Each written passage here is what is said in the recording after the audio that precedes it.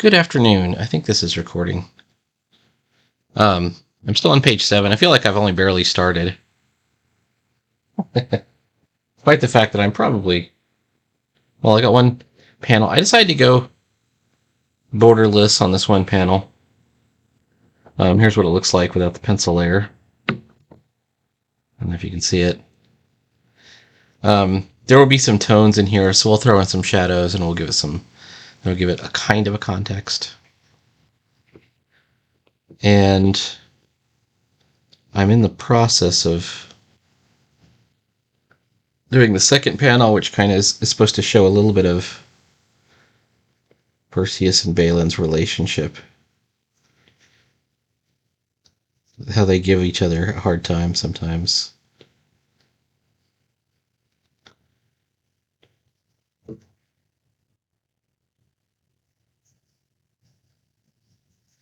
Also revealed on this page when, Perseus starts to explain who the retrievers were.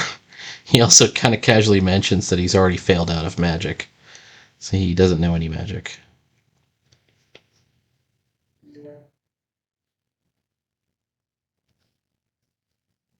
Alright, that looks pretty good. I've got a lot of, I'm assuming, broken lines. I'm wondering if I should just do... Oops. With this crescent, that's going to be... That's his eye. That's his laugh line there. So I'm kind of trying to lean into the Harvey Comics, Harvey Toon look a little bit, at least with these characters when they're young. As the situation grows more adventuresome, we're going to start to mature the look of the characters, how they're drawn as they mature along. Like here, they're kind of innocent kids, but you'll notice when, at least not on this page, when Alcabetz is in the scene, he looks pretty intimidating, even if he is kind of cartoony.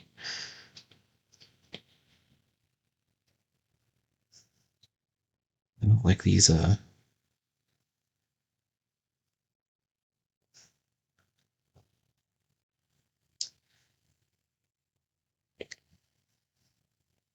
right.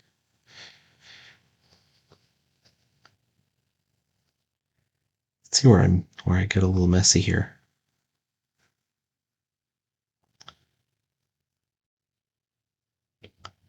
I had a pretty cool idea for a new Adam Frankenstein comic story.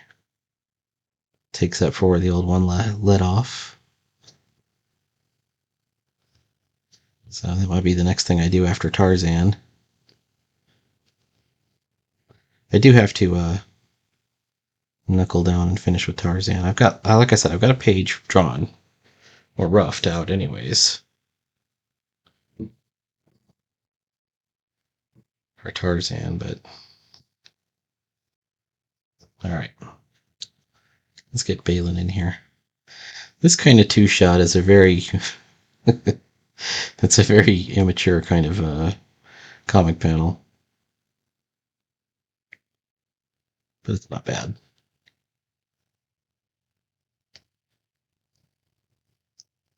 Like, you could get away with something like this in Captain Marvel. I feel like Captain Marvel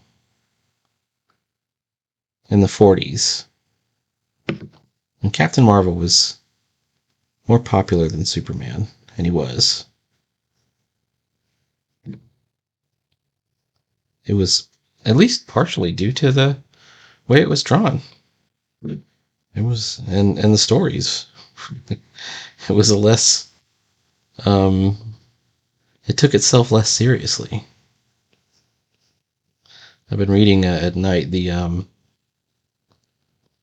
ooh, that arm is too long. Let's shorten it up a little bit. Not you. I've been reading the Captain Marvels from the era when they came over to DC, and it's they're DC comics, but it's still CC Beck doing the art. Also, it becomes clear that it's a shoulder hit rather than a face hit, which I think is good. Okay. And there's all kinds of silly things that take place, but like the Fawcett Captain Marvels were really funny to me.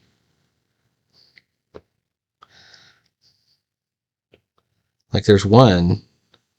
This is the one that sticks with me.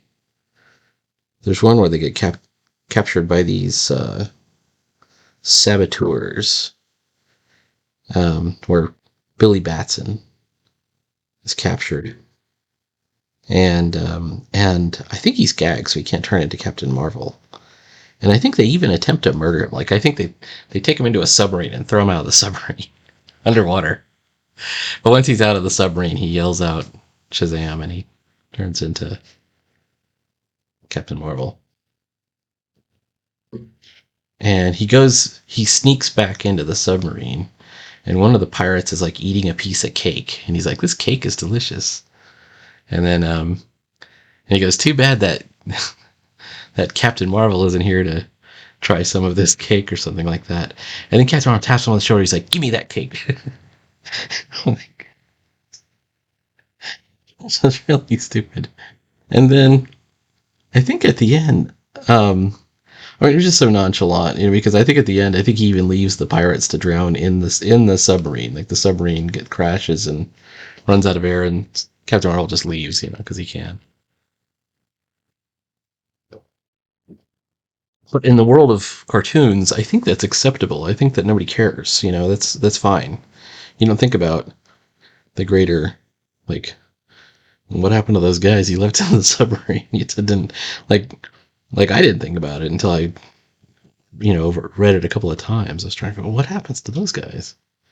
Oh, they're out of the story now. They're not important anymore. And why did the pirates bring cake on the submarine? There's another one where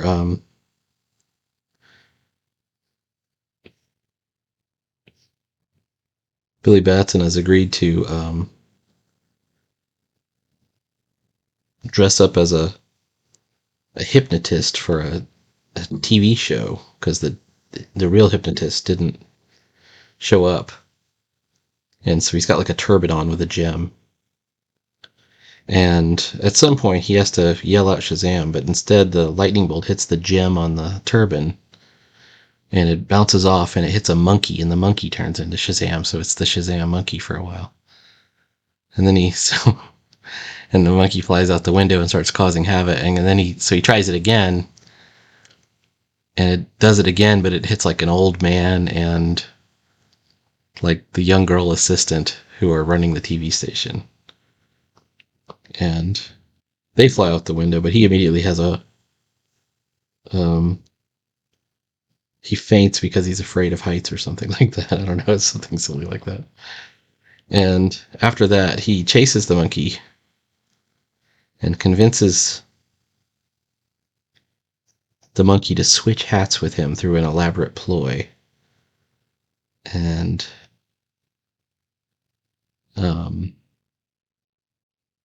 somehow Shazam's, because the monkey can't say Shazam. So, anyways, I don't know.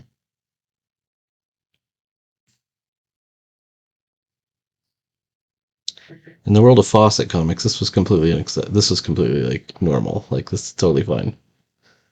All right, I think we have an easy enough panel here. Not a super nice panel, but it's fine. Well, let's do the chuck on the shoulder, like here.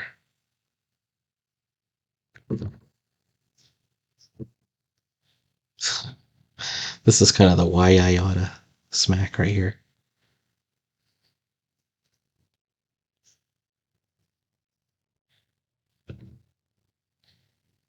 In fact, we can even do like a sound effect.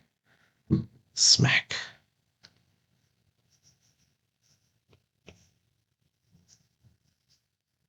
That's another good one.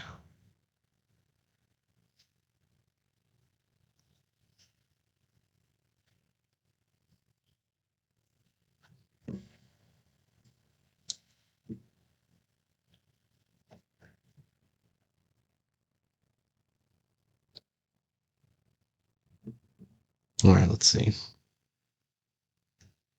And of course, Mr. Talkie Tawny. Let me do this again. All right, let's try it again. Mr. Talkie Tawny was a talking tiger. I can't remember the origin of Mr. Talkie Tawny, but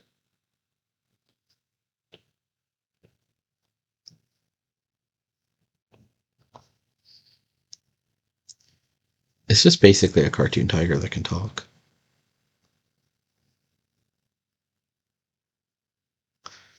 And he's not even the. There is, um, like, I think one of the first villains that he goes to visit when he moves over to DC. He's trying to track down Mr. Mind. So he's flying over a carnival and he notices one of his old villains from the Fawcett days. And it's a character called Herkimer, who is a intelligent talking alligator. And he has kind of a brief battle with the alligator. And the alligator says, well, I'm retired from villainy. I'm just working at this carnival now.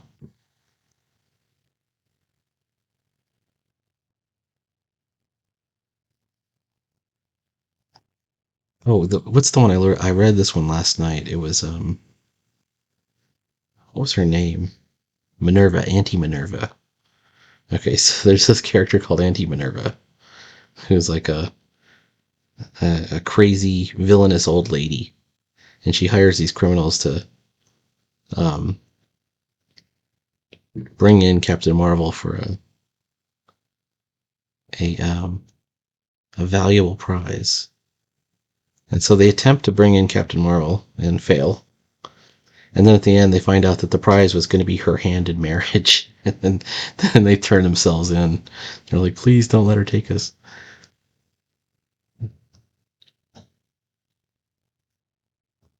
Funny stuff.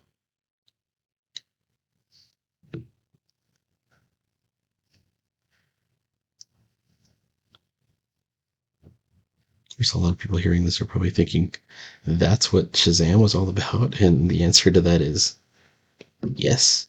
Yes, that is what it was all about.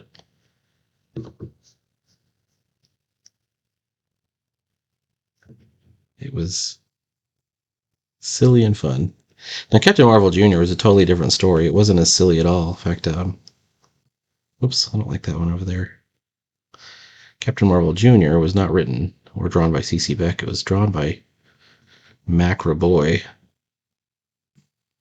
And he's like a crippled boy who he gets crippled in the first issue.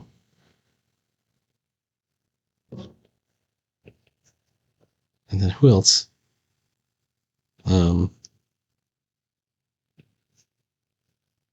who's? It's pretty dark. Okay, Freddie Freeman. That's Captain Marvel Jr.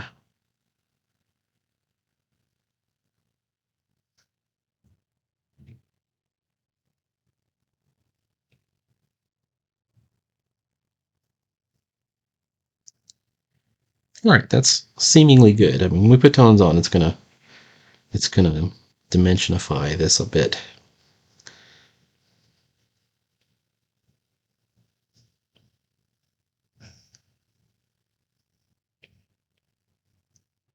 I'm starting to get this beat down. It's probably. Let me switch the brushes. It's probably a danger sign. The sign is that he's gotten so used to it, he's able to draw it.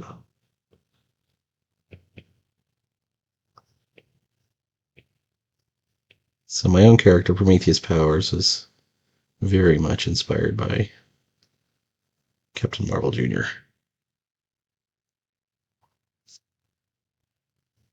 Even down to his costume elements.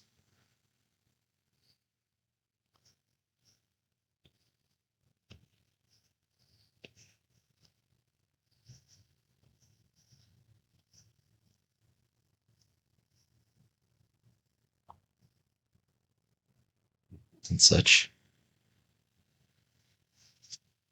All right. So he's giving like this is a voiceover. So a voiceover won't be in a speech bubble. It'll be in a well, I'm gonna try and put it in like a scroll, like a little scrolled up edges on the sides. I can even do it. Hang on. Let's say this is what we're gonna do. And I'm gonna stick on the fountain anchor.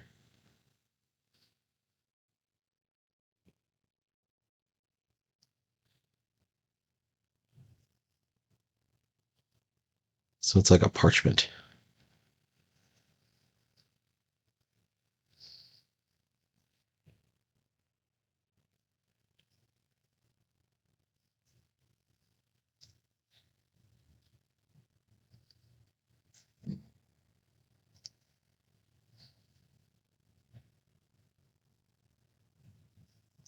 What?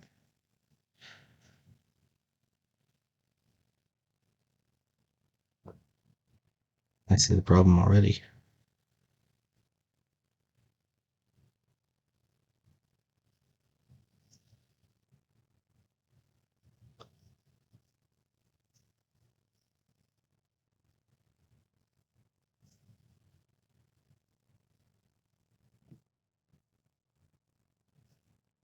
I think as long as we are treating this story with respect, that we can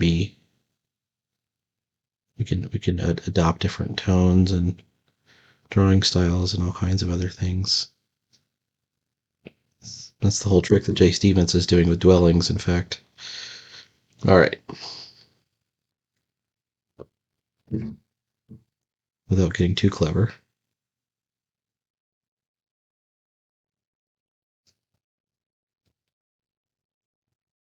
I want everyone to think that Alphabet's here is super powerful and quite old, which he is. So we're going to make him look a little different than the rest. I mean, everyone's going to look a little bit jaded. Let's see. I don't know if I like those eyes. It looks a little crazy. The one's bigger than the other. Why did I do that?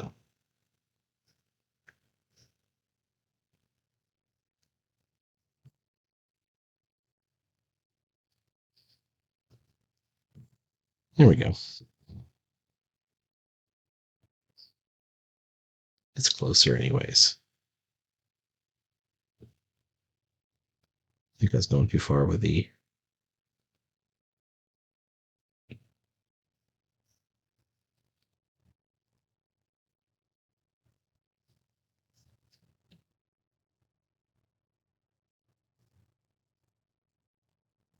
I think the cloak...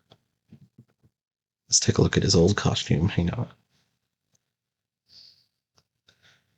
He's got a pin in his cloak. He's got a buckle on the hat.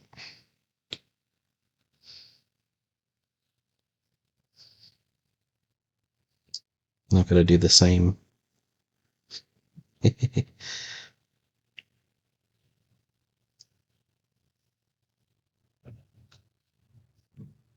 Lettering on the cloak, too.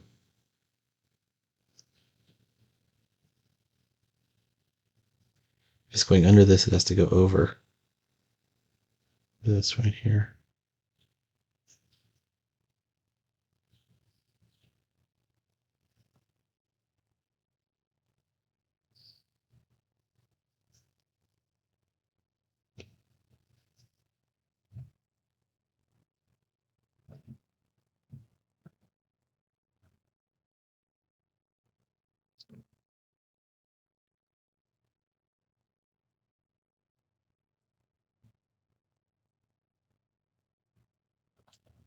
Should I put him holding his staff, maybe?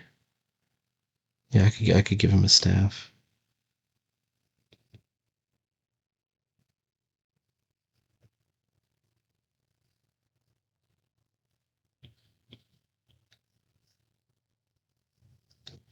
His staff is this kind of lumpy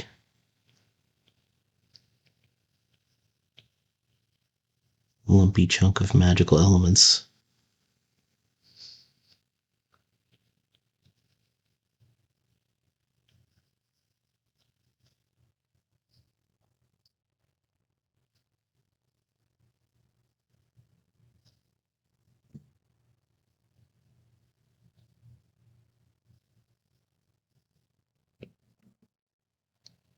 So if this is how he would hold it, he might hold it like this.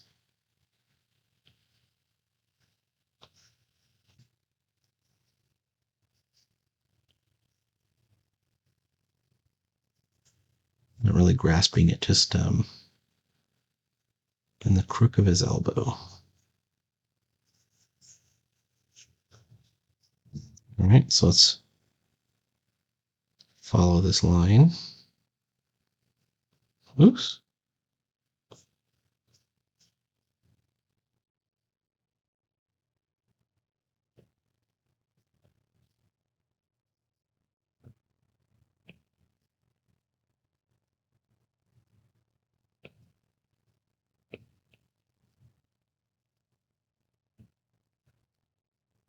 Okay.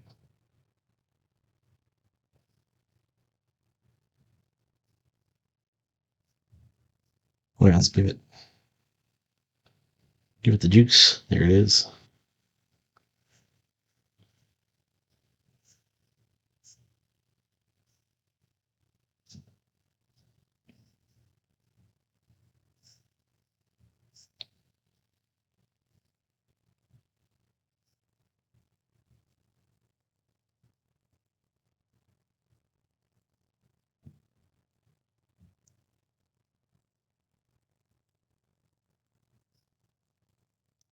Now, we haven't drawn his hands yet, but he's got the same kind of feather fingers that Perseus has.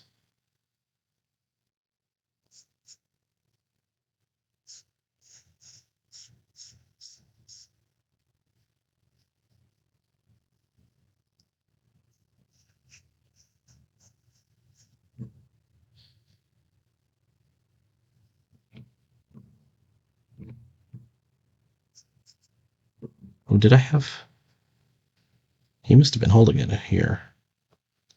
Yes, he does have... He has sleeves. Okay.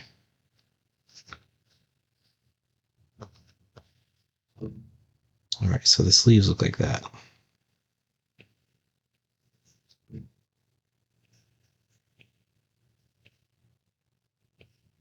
I'm getting real close to the point where my pencils are confusing me. So I'm going to have to...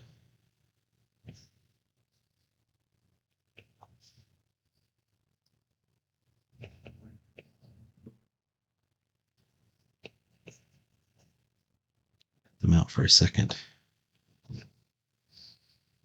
This is when you drop your hand down.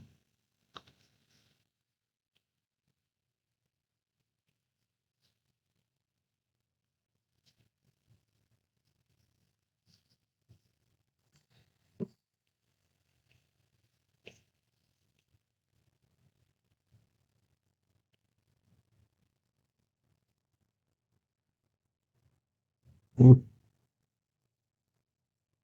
Got this troubled line. That's too much gas in the old eraser. Let's see.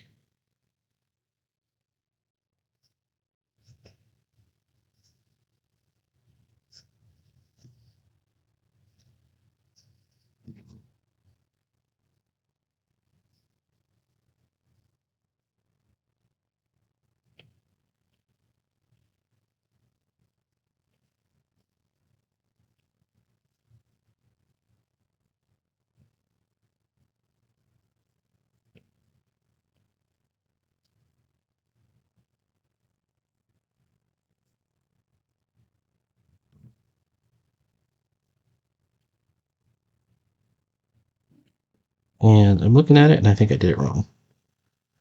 Like, why did I make his thumb like that?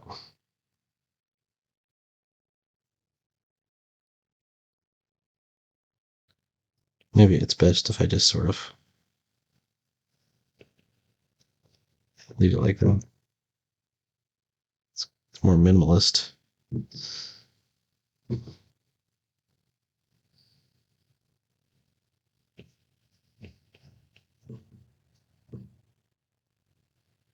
Okay, now here in the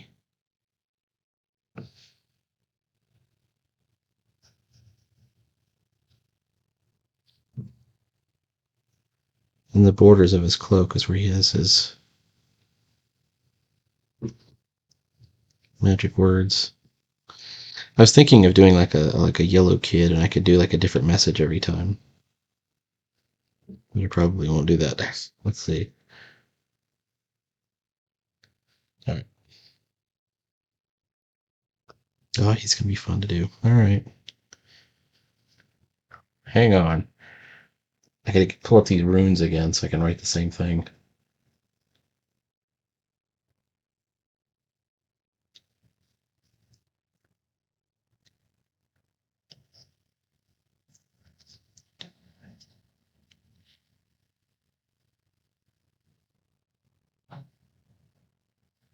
Yeah, okay. All right, hang on.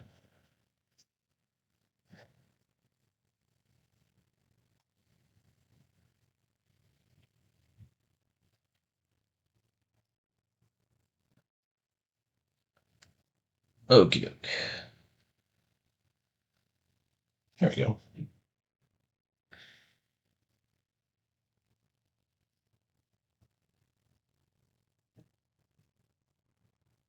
Okie dokie. Karaoke.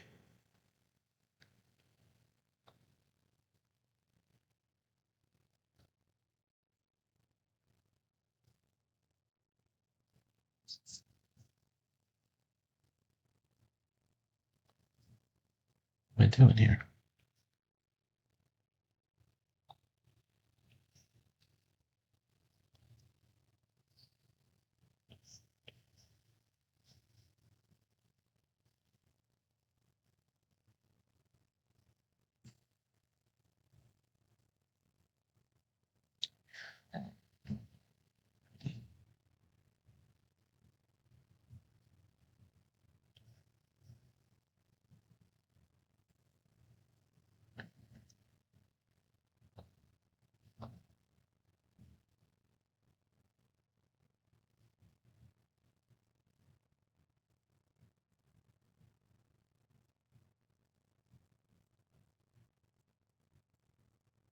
This is the same.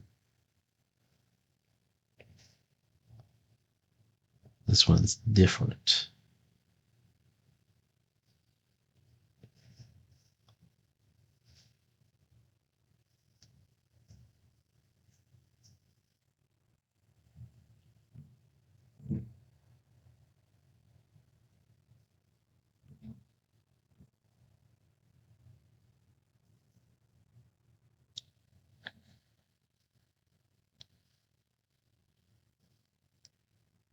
This one's hidden. Alright, I want to see. This one's.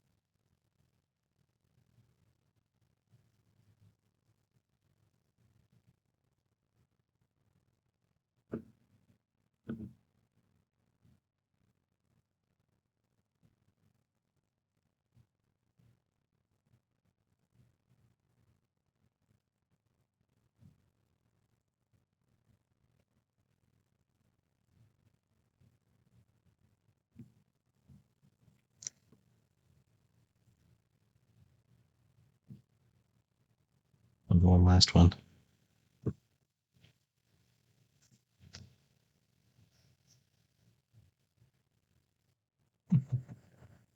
All right. And then we're going to show, well, all of the characters. This is one of the few places where I think it's acceptable to do a tableau type pose. So normally I'm not a fan of. All right, let's see. I want to make him taller, so I'm going to make everybody else shorter. Let's bring oh, guess what? I put it all in the balloons layer. What else is on the balloons layer? Okay, let's just do this. We're on the balloons layer now. Let's fix it.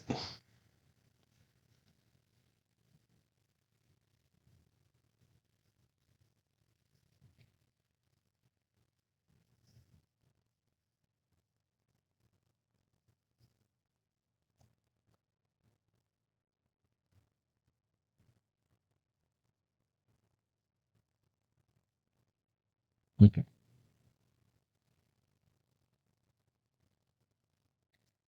Now we're on the ink layer again. Boom. That wasn't so hard. I can't tell if I'm at 31 minutes or 20 minutes. All right. I'm going to keep drawing on this, but we're going to get to an end here. I'm going to do the next one. It's going to be Persephone. Persephone is who Perseus will eventually live up to, we hope.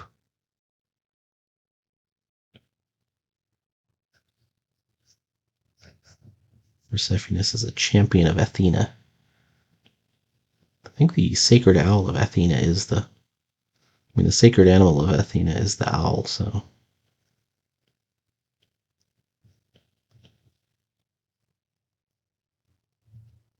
Kind of makes sense.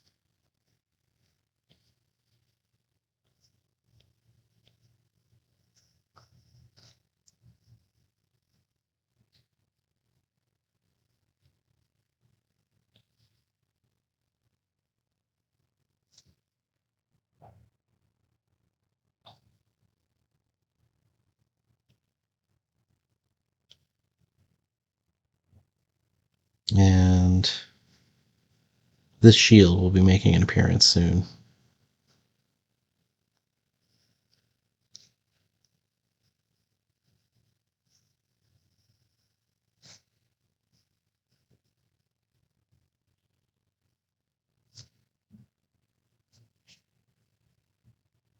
With her magical shield.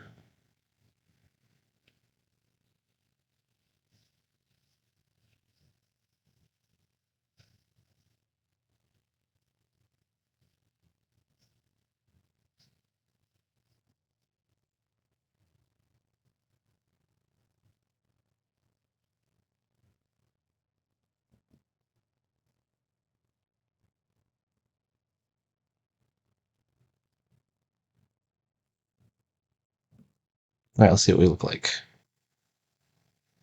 Yeah, that's where we are so far. All right, please like, follow, and subscribe. There will be more Book of Ruin before you know it. Every day, every single day. We're going to keep doing more and more and more. Hopefully we improve every day. It's all about improving. And, you never know. And that said, make sure to tune in tomorrow at 6 p.m. for Drive-In Saturday. Talk to you later.